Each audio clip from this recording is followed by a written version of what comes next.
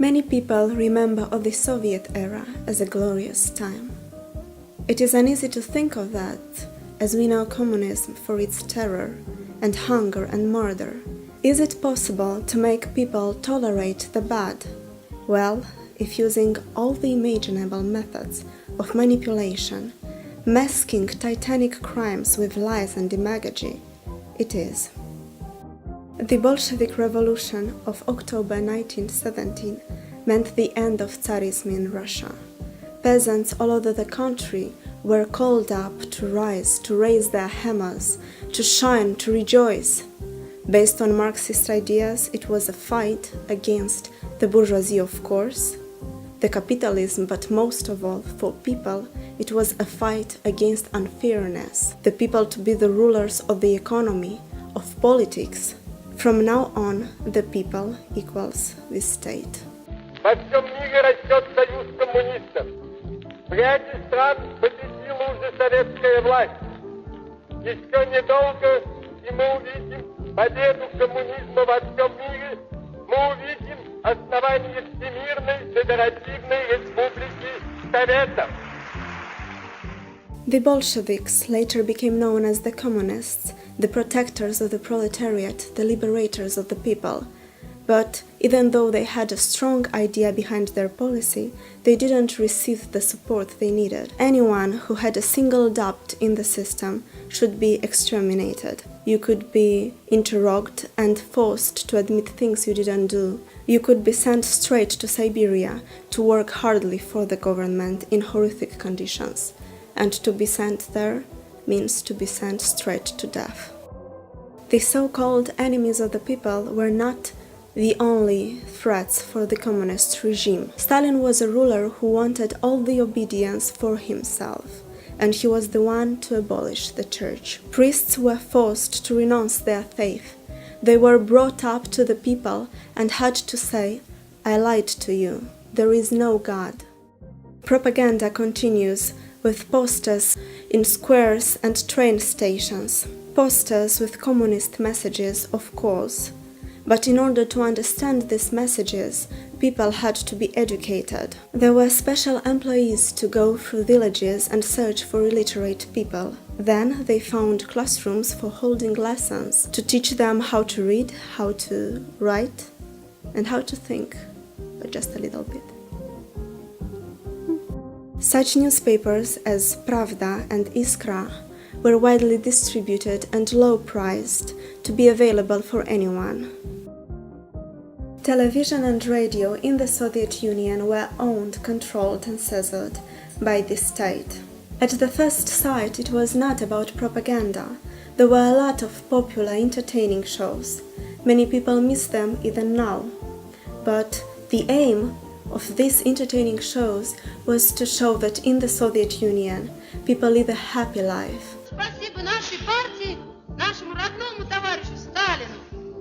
We have sports and educational shows, we have arts and cinematography, with musicals and films, and you, as a citizen of the Union, live a happy and correct life. Indeed, they had artists and teachers and engineers and farmers. It doesn't matter, they were all doing the best for the state. There was this enthusiasm of working, free of exploitation. If you dream as a child to be a shipbuilder, in the Soviet Union you can grow up and be one. There were theatrical manifestations played on streets, comedy, tragedy and satire, representing moments of a Russian peasant's life, of the life of the Russian military. They wanted to make people believe that this is the ultimate happiness they are living in. The population was driven by the idea of a classless society in the future, a society in which everyone will enjoy the good.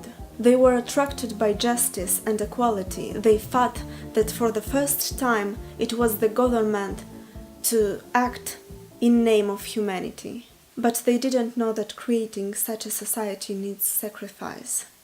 But even through blood, a classless society, it is not even possible. Not even possible.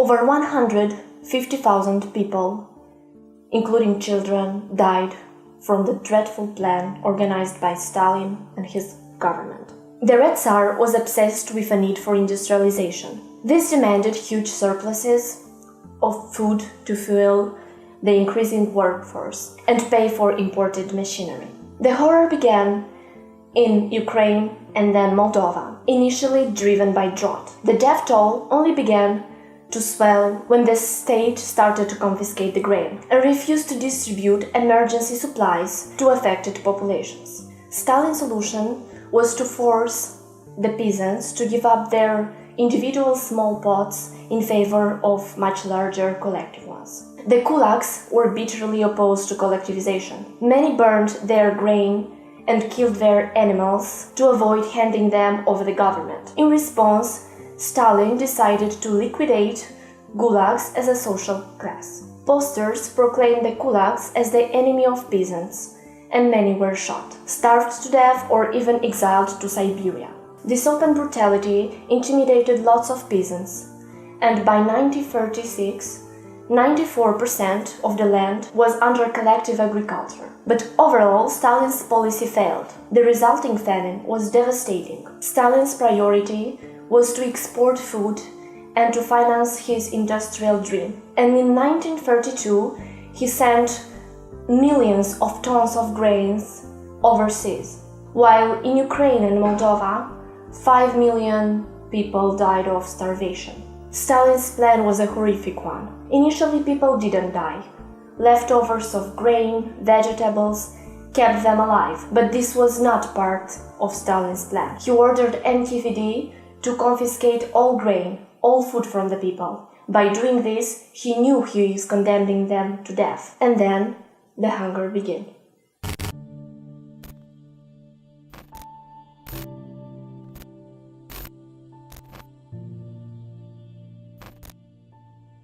People were dying torturously slowly. Children cried, agonizing for bread. Many lost their sense of fear. They went to the NKVD fields to collect the single ears of grain.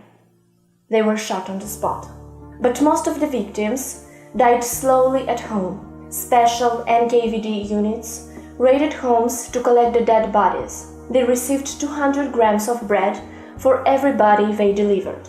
They were throwing them to the ground and starting them to bury. Those who did go to the cemetery, especially the older kids and other people, told others that the ground was moving after the burial. Many were buried alive.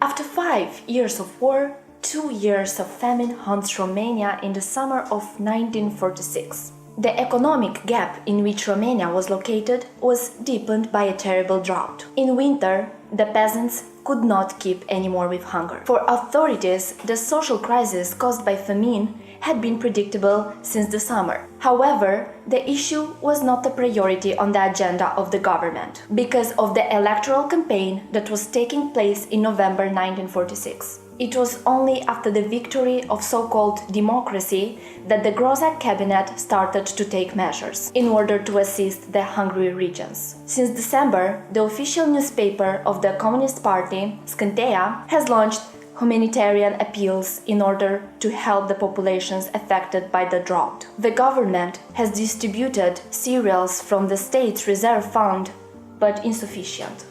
Propagandistically, the government managed to raise food for those affected by hunger, so that the newspaper Scânteia gave wide ranges to the presentation of collections made by the working man. In fact, the peasant situation in the east became critical. They needed to leave their homes for surplus counties, hoping to buy a bag of wheat or corn in order to ease the hunger of their families. In order to increase the popularity of his government, Petru Groza took propagandistically again the management of the crisis. In the party papers started to appear maps with projects in order to improve hunger. However, during the first winter of 1946-1947, the government had failed to ensure minimum living conditions for those affected.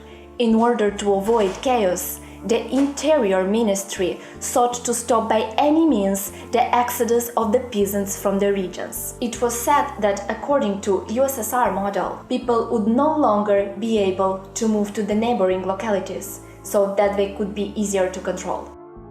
Nobody could leave their regions anymore. Communist excitement, there was nothing wrong about that. People were ready to tolerate even some control from the authorities, just to know that in the future they will live in a happy classless society. They were ready to work hard in order to achieve the promises that communists made. But in fact, communism was not about that. And this is the enraging and the horrific part. Communism was an utopian lie. Socialism never existed, and it never could ever be achieved. And if there wouldn't have been Stalin to destroy it, there would have been somebody else, anyone else.